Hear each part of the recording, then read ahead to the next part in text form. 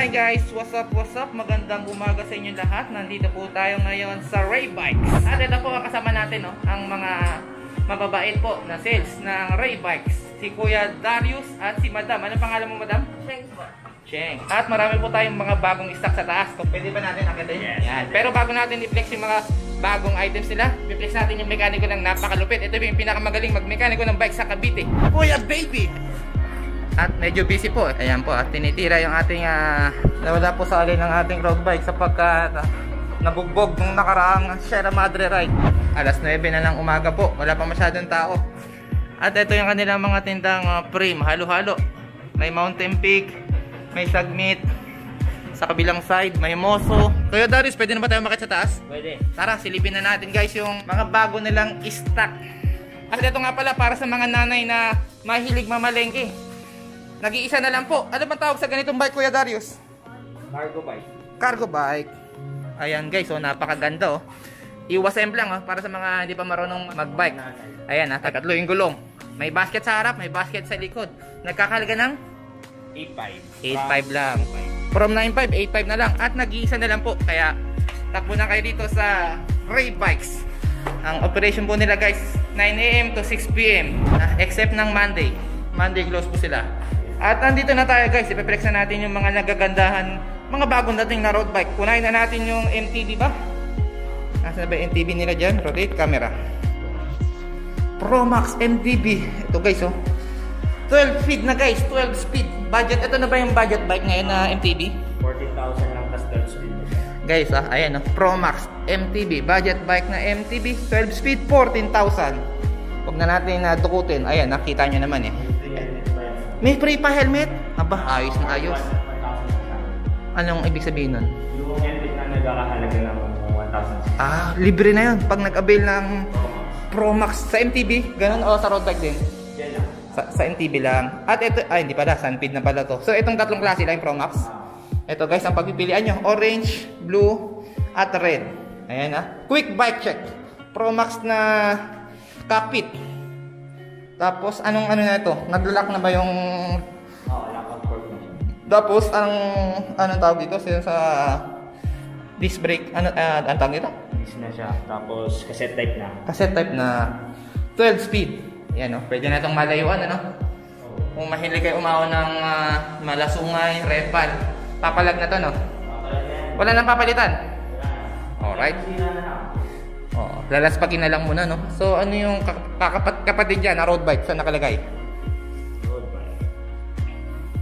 Twitter. Ito guys, na-flex na natin to nung gusto tayo. Nakasabi. Promax. Ito guys, Promax din na budget bike. Ito ba pinakamurang road bike na, may mas mura pa dyan? Ang pinakamura namin yung Phoenix. Pero anong mas maganda sa'yo? Phoenix or road bike?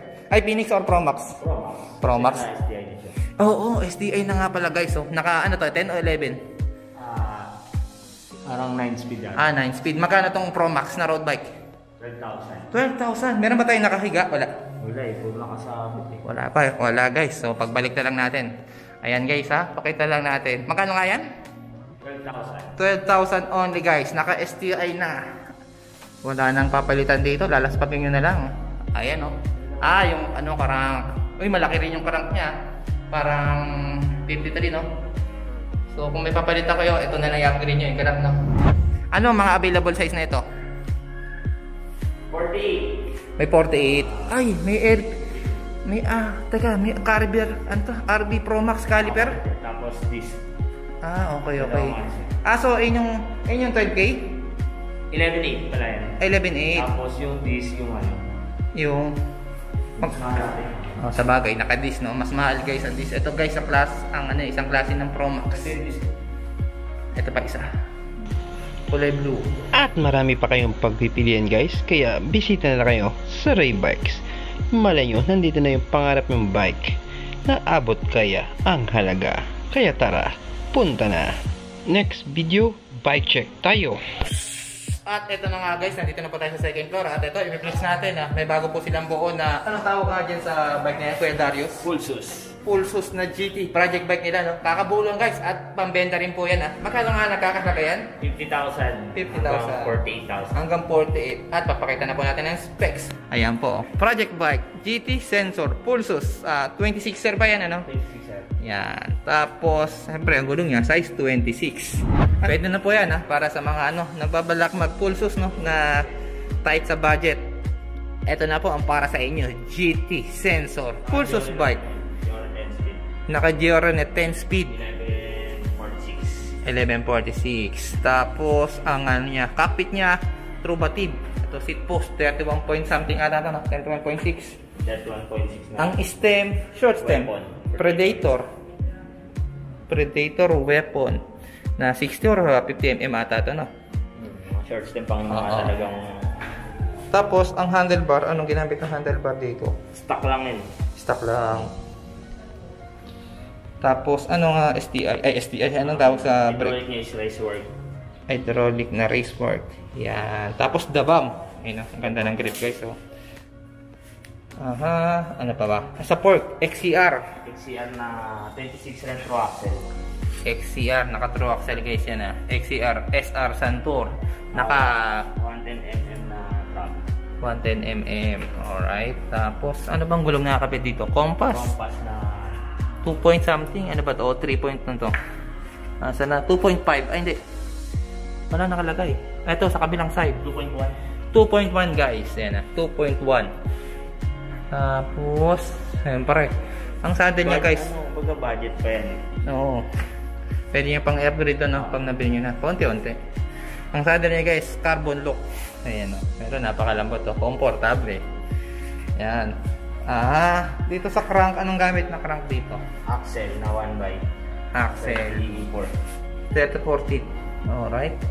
Tapos, ang chain, anong ginamit na chain? KMC ba to? Ano rin yan, Shimano. Shimano. Nice. Tapos, Diore na ano tawag ito? Diore na RD. 10 speed na. Sorry, upkit yan eh. Diore up. Ano tawag yun? Upkit. Pag upkit, RD, chain, tags, tsaka shifter. Okay. Wala tayong masyado guys idea sa Pulsus, kaya si Kuya Darius ang pina-explain natin. At ayun na, kung naghahanap kayo ng Pulsus na budget bike, baka interesado kayo, silipin nyo na, naka-display lang dito sa second floor nila.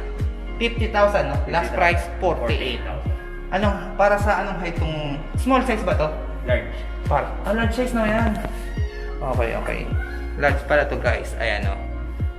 GT, large size, made in Taiwan. Kaya medyo malaki.